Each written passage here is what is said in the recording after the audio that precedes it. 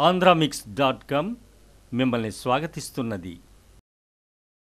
ప్రభాస్ హీరోగా నటించిన రెబల్ చిత్రానికి లారెన్స్ దర్శకత్వం వహించిన విషయం అందరికీ తెలిసిందే.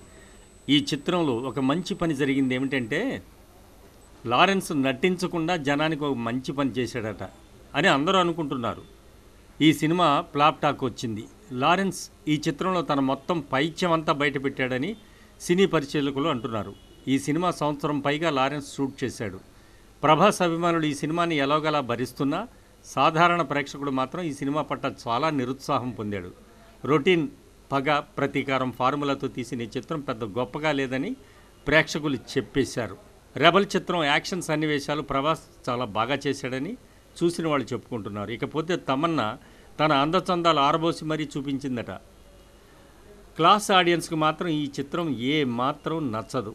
పక్కా మాస్ మసాలా సినిమా తీయడంలో లారెన్స్ బాగా ముదిరిపోయాడని సినీ విశ్లేషకులు అంటున్నారు.